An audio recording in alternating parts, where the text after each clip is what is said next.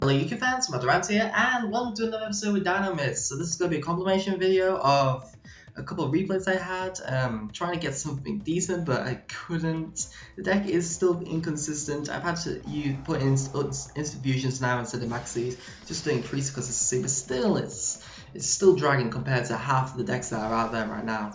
So yeah, so we go against DDD, normal DD, not DDD. So no one thought this existed anymore. So somewhat notice, unfortunately he stops what that Terran would have gained. I go for a nice defense. That's all I can do at this point. I don't like lose 1 turns. It's too painful.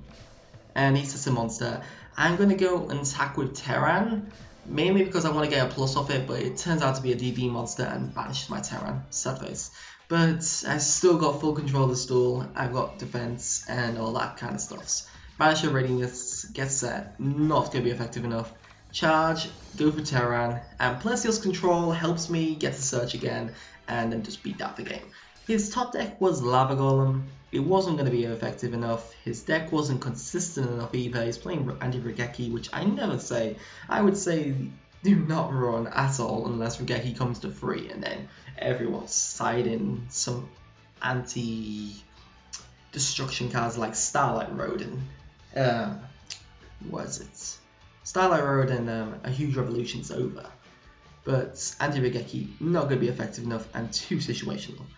So yeah, my top deck was going to be Stegosaurus, and that's not really going to prove anything more. So on to Duel 2. And Duel 2 was against Morphtronic, something I haven't been against in years. Very much. And when I first saw this, he plays Chicken Game, and I instantly think Magical Explosion FTK. So many scars.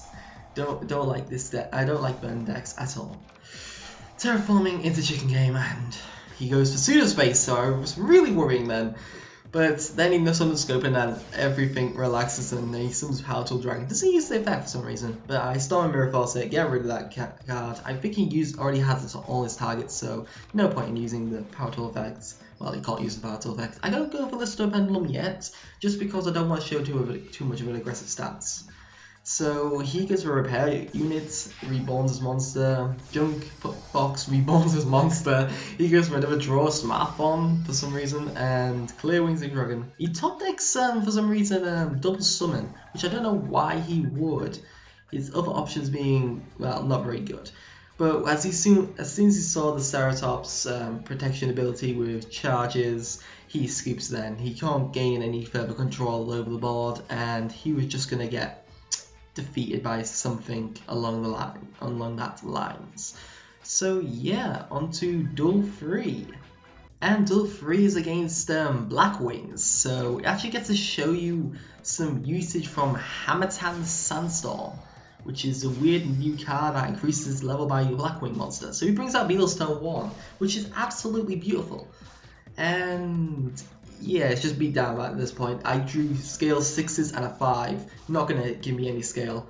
Go for Terran and Brachion. Pendulum summon out my 2 monsters. Didn't want to bring out too many because he could have had a he could have had a horn of the say Grand Horn or something like that. And he kills my Ignista thanks to a Book of Moon, which set it before I could deal with Beetles. I go for Ignista number 2. Because Ignista number 2 is also good as well. Just getting rid of that Beetles, didn't want to deal with it. Normal summon that because he could have the Grand Horn still. And he turns out to have a Mirror Force, so I protect my other monsters with Terran's effects. I've got now Plesios controller all over the board. He goes for Zephos, and he goes for Surge, Arishi. He was going for Trish, obviously. And he goes for Icarus attack as a payback. Which is really not nice. And I go for Ceratops trying to beat some sense into him. I've got Solemn Notice as my defense, just in case. Zephyr's Elite comes back onto the board. Black Whirlwind and set another Icarus attack. Not nice. I can't summon out my other Ceratops like I did with the other one. So he just destroys him with Icarus attack, and he doesn't gain any control of the board because he gets his Hamatan again. Hamatan brings out Beetles again. I just Solemn Notice it. I don't want to deal with a second Beetles. I can't at this point, so I top deck a Solemn Warning, and he top decks Torrential Tribute. It's like, what the hell at this point? Stegosaurus, Torrential Tribute, that's painful. I didn't want to get any searches from this Benaki, so I Solemn Warning. It's just payback for each, and then I finally draw my scale. So satisfying. I finally just summon out all my monsters from the zones and then just beat down with the Ceratops for the game. His top deck was going to be Trap Tree Trap Nightmare, which was going to be a very bad top deck, and my top deck was Stegosaurus, which is fine. If he had killed my Ceratops, I would have got my Stegosaurus, which would have been the best option for me to do. So yeah, onto the final duel. And the final duel is against Dark Magicians. So you're probably wondering why this is going to be the final duel. Mainly because this is actually technically one of the better ones, except for the Blackwing one. That's the only one that rivals it. So yeah, I started with Luster Pendulum, Wavering Eyes. I actually get some good plus here. Rexy and Ceratops, get my scales out. Pendulum summon them out, going for a defensive Dinosaur, and Solid Notice as defense as well. He goes for Stargazer, and I think, oh, it's not going to be very good if he's using Stargazer. Didn't know what he's playing at all at this point, so I go for Ignista, shuffle back a Dark Magic attack, so that's all fine. I just beat down some sense into him, and I have control over the board.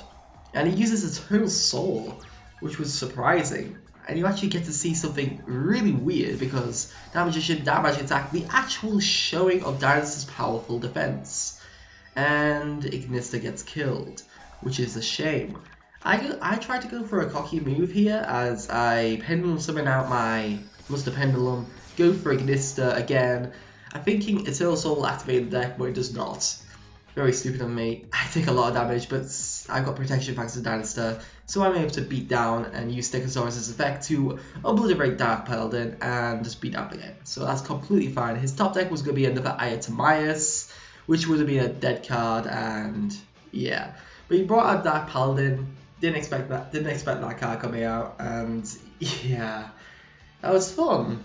But the deck is really inconsistent still. Maxi again, top deck. This keeps becoming a bad top deck, so I've changed it for Upstart Goblin, and as you'll see in the deck profile, yeah, the deck still has problems, but giving it enough defense should make it a decent deck. It still needs more support. Hopefully in Shining Victories we will get further support for Dinomist, and hopefully it'll be a lot better than we thought.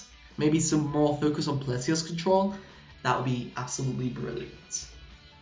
So yeah, I hope you enjoyed this episode with Dinomist. I think that's all I can really do with the deck. It's basically just going to be the same recycle of the same moves, so I'm just going to wait for the news for further support to actually come out for this deck, and then I'll redo it. So hopefully that will be happening. And yes, if you've got any suggestions for the deck, or any suggestions for decks you would like to see again on my channel, or decks you would like to see in the future on my channel, please leave them below in the comments. Please like, subscribe if you enjoyed this and want to see further content. Matt Durant, signing out.